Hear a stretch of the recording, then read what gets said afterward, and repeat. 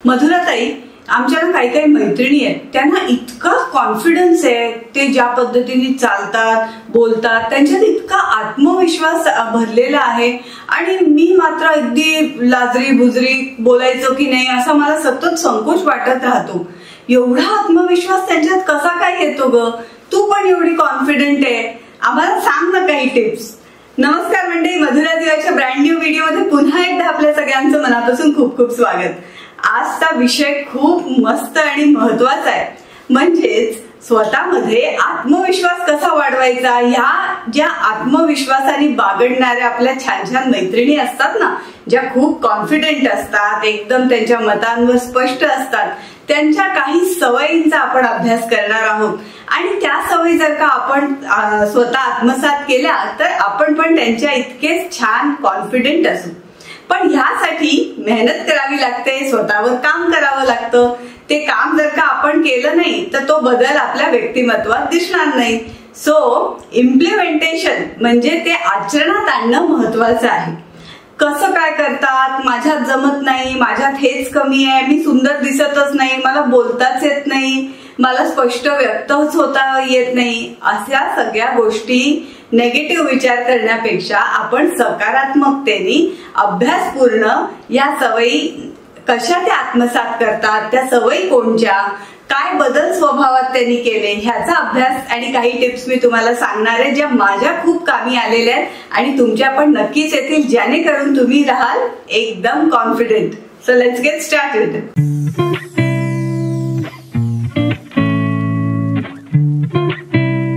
सर्वात पहिली महत्वाची टिप माझ्या सगळ्या तमाम बहिणींसाठी, त्या म्हणजे डोंट स्ट्राइव फॉर परफेक्शन. अति परफेक्शन. घरात आपण असतो, बाहेर असतो, आपल्याला ना सतत सगळं परफेक्ट पाहिजे, घर नीटनेटकं आवरलेलं पाहिजे, सगळं व्यवस्थित पाहिजे, म्हणजे टापटीपपणा पाहिजेच हो. पण अति परफेक्शनच्या मागे जर का आपण लागलो तर त्याच्यातनं आपल्याला ताण निर्माण होतो. अगदी मी बघते ना काही काही बायकांचं इकडचं भांडण तिकडे झालेलं सुद्धा चालत नाही, असं म्हणजे असंच ठेवायचं, असं म्हणजे ह्या जागी हा कपडा गेलाच पाहिजे आणि तो गेला नाही किंवा कोणी ठेवला नाही तर त्याच्यावर रागराग चिडचिड किंवा मग स्वतः ते करत बसणार. माझं काय म्हणणं आहे, काही काही गोष्टी असतात ना अशा अस्तव्यस्त, काही काही गोष्टी नाही होऊ शकत परफेक्ट, त्याचा सुद्धा आपल्या मनावर ताण येतो. सुरुवातीला जेव्हा आपण खूप तरुण असतो ना तेव्हा आपल्यात खूप जोश असतो, ताकद असते, आपण सगळ्या गोष्टी करतो. पण जसं जसं आपलं वय वाढत जातं त्याच्यानंतर ना या छोट्या छोट्या गोष्टींचा सुद्धा आपल्याला ताण यायला लागतो. अरे बापरे, हे नीट ठेवलं नाहीये, हे परफेक्ट नाहीये, घरात पसारा राहिलेला आहे, खोली आवरलेली नाहीये.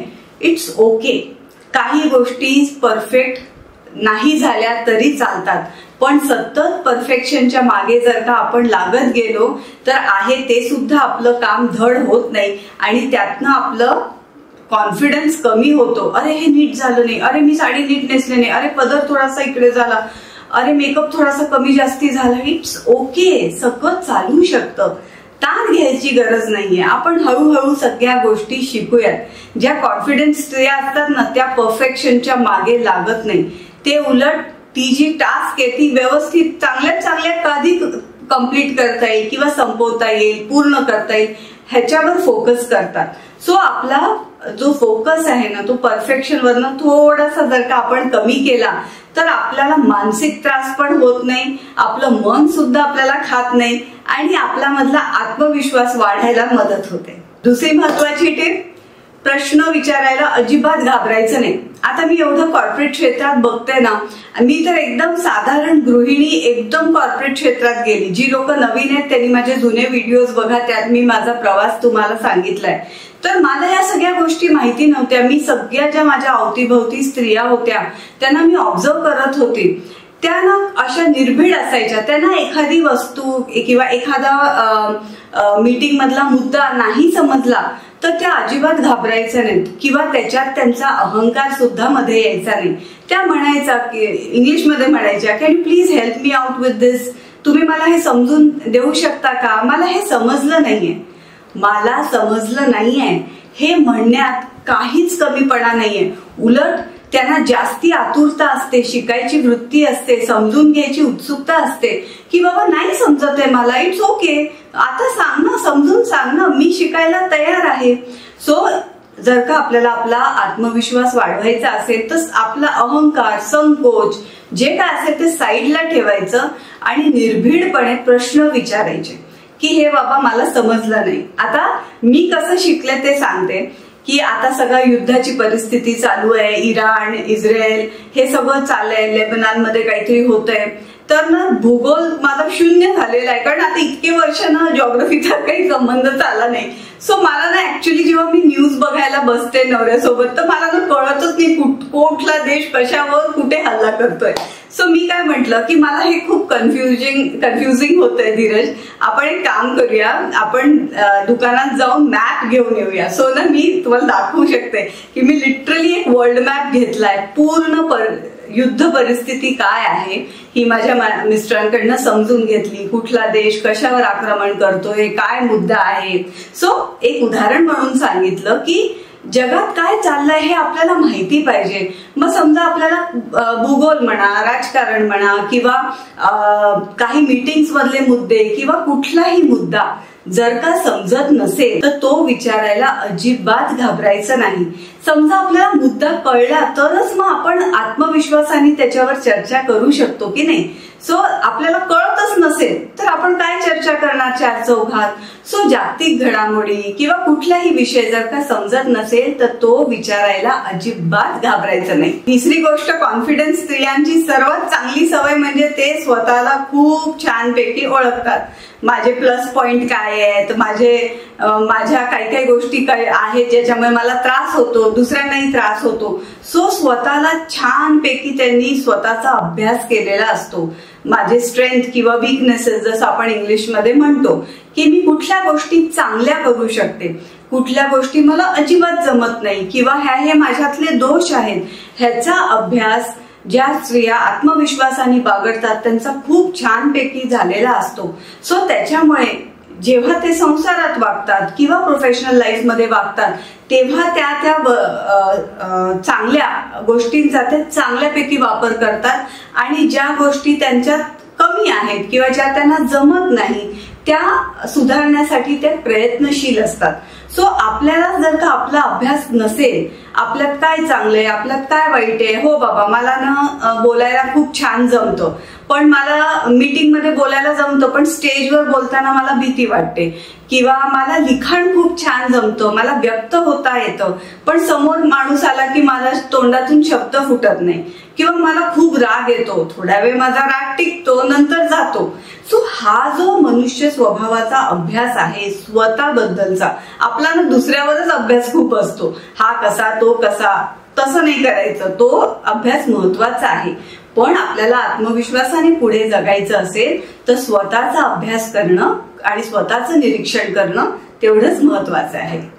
फार महत्वाची टीप, कॉन्फिडन्स स्त्रिया इतरांचे पाय खेचत नाहीत, त्या स्वतः इतक्या समृद्ध असतात ना. म्हणजे मी अशी लोक बघितली आहेत म्हणून मी सांगते, त्यांना ना दुसऱ्याला बघून जेलसी होत नाही किंवा दुसऱ्याच्या यशात त्यांना उलट आनंद होतो. अरे वा छान केलंस तू, व्हेरी गुड, असं ते तुम्हाला प्रोत्साहन देतात. आज मी इथे आहे कारण मला पण एक अशी स्त्री माझ्या आयुष्यात भेटली, माझी जी बॉस होती अपर्णा मॅम, त्यांच्यामुळे आज मी इथे अशी आहे. कारण त्यांनी कधीही मला असं केलं नाही की मधुरा तुला हे येतच नाही, मधुरा तुला काही जमतच नाही, असं त्यांनी केलं नाही. आता माझ्याकडनं चुका होत नसतील का? अगदी घरात राहून मी एकदम कॉर्पोरेट क्षेत्रात गेली, सो माझ्याकडनं चुका होत असणार ना, पण त्या त्यांनी सांभाळून घेतल्या, शिकवलं, मदत केली. सो मी पण माझ्याकडनं असाच प्रयत्न करते की माझ्या आता नारी शक्तीचे काही कार्यक्रम होतात, काहीतरी तेव्हा चुकायचं, प्लॅनिंग मध्ये चुकायचं, नियोजनांमध्ये चुकायचं, बट इट्स ओके, आपण दुसऱ्याला प्रोत्साहन देतो. सो ज्या कॉन्फिडन्स स्त्रिया असतात त्यांना दुसऱ्याच्या यशात आनंद वाटतो, त्या दुसऱ्याला प्रेरणादायी ठरतात, दुसऱ्यांना प्रेरणा देतात, दुसऱ्यांचं कौतुक करतात, दुसऱ्यांना शिकवतात, मदत करतात वर जायला, समोर जायला. सो त्या ज्या स्त्रिया असतात ज्या स्वतःमध्ये खूप समृद्ध असतात, कॉन्फिडेंट असतात, त्या दुसऱ्या स्त्रियांची कधीच चुगली करत नाहीत, नेगेटिव्ह बोलत नाही, गॉसिपिंग करत नाही, दुसऱ्यांचे पाय खेचत नाहीत. उलट त्यांनी काही दुसऱ्यांनी चांगलं आयडिया दिली असेल किंवा चांगला एखादा मुद्दा मांडला असेल किंवा काही कलागुण त्यांचे चांगले असतील तर त्याला ते अप्रिशिएट करतात, त्याचं कौतुक करतात. यासाठी ना खूप स्वतःवर काम करायला लागतं आणि खूप मोठं मन लागतं. म्हणजे मी तर तुम्हाला अगदी साधं घरगुती उदाहरण देते. आपण अगदी छान साडी नेसून गेलो आणि आपल्याला अपेक्षा असते की कोणतरी आपलं कौतुक करावं, तर बायका वरून खाली आपलं निरीक्षण करतात, पण छान दिसते असं काही तोंडातनं येत नाही, कारण मनाचा संकुचितपणा आहे. सो जेवढं आपण संकुचित राहू तेवढं आपण दुःखी राहू, जेवढं आपण व्यापक राहू, उदार राहू, तेवढं आपण आनंदी राहू. सो कॉन्फिडन्स स्त्रियांकडनं ही शिकण्याची सर्वात मोठी गोष्ट म्हणजे की ते दुसऱ्याचे पाय खेचत नाहीत, उलट दुसऱ्याला पुढे जाण्यासाठी मदत करतात.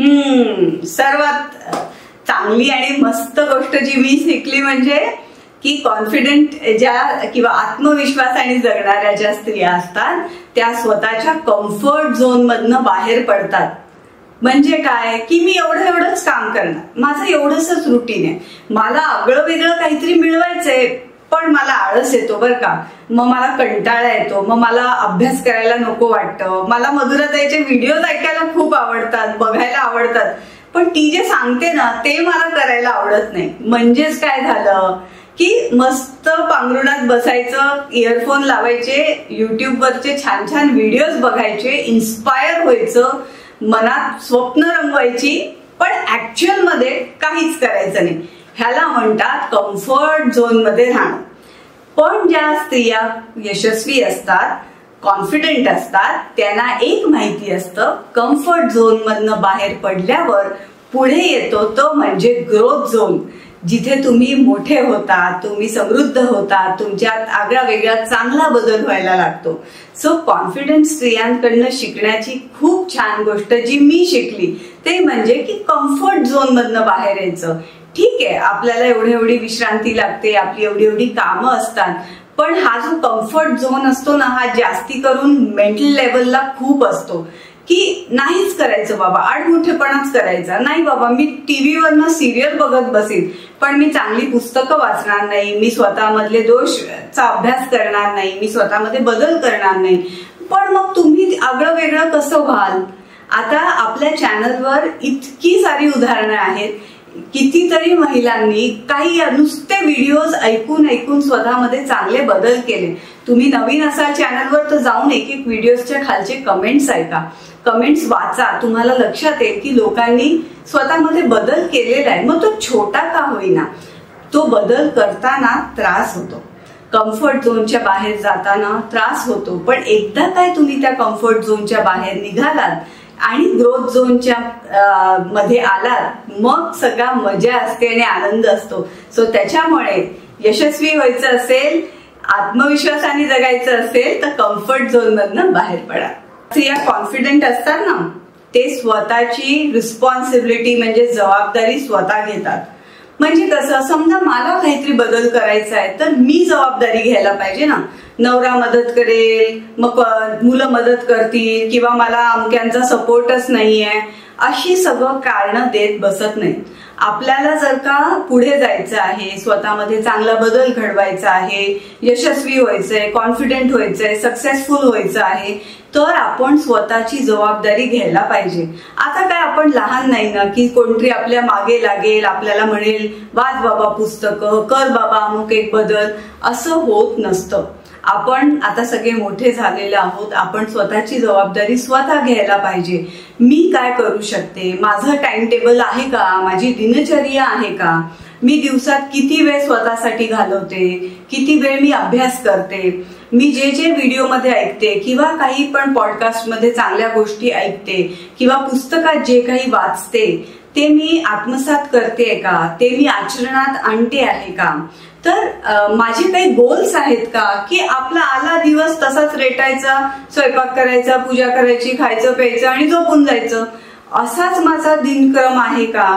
म्हणजे तो तुमचा चॉईस असेल तर काही हरकत नाही, त्याच्यात पण आपल्याला आनंद मिळू शकतो. असं काही नाहीये की ते वाईट आहे. पण जर का आपल्याला बदल करायचा असेल तर आपल्याला काहीतरी शेड्यूल पाहिजे, आपली काहीतरी दिनचर्या पाहिजे, आपल्या समोर काहीतरी ध्येय पाहिजे की मी या महिन्याभरात हे अभ्यास पूर्ण करणार. आपले कितीतरी कोर्सेस आहेत, त्या कोर्सेसचा तुम्ही अभ्यास करू शकता. मग आपण असं काही शिकतो का? आपण सगळे आपल्याकडे जे काही पैसे येतात त्यातले किती पैसे मी स्वतःच्या लर्निंगसाठी घालवते? मी काही शिकते का की मी फक्त शॉपिंग करते? ह्या सगळ्या गोष्टी काय करताय चुकीचं बरोबर मला म्हणायचं नाहीये, पण जर का हा व्हिडिओ तुम्ही बघता आहात तर ह्याचा अर्थ एवढाच आहे की तुम्हाला कॉन्फिडंट व्हायचं आहे आणि कुठेतरी तुम्ही तुमचा आत्मविश्वास चांगला होण्यासाठी ह्या व्हिडिओवर क्लिक केलंय.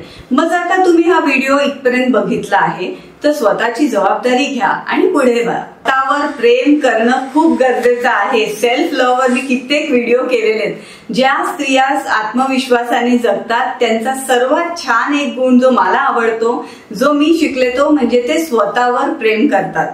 दुसऱ्यांनी आपल्याला मान द्यावा, दुसऱ्यांनी आपलं कोड कौतुक करावं, दुसऱ्यांनी आपल्याला विचारावं, ह्या सगळ्या अपेक्षा आपण दुसऱ्यांकडनं करतो. आपण ह्या गोष्टी स्वतःला का नाही देत? आपण स्वतःची व्हॅल्यू करतो का? आपण स्वतःला मान देतो का? आपण स्वतःवर प्रेम करतो का?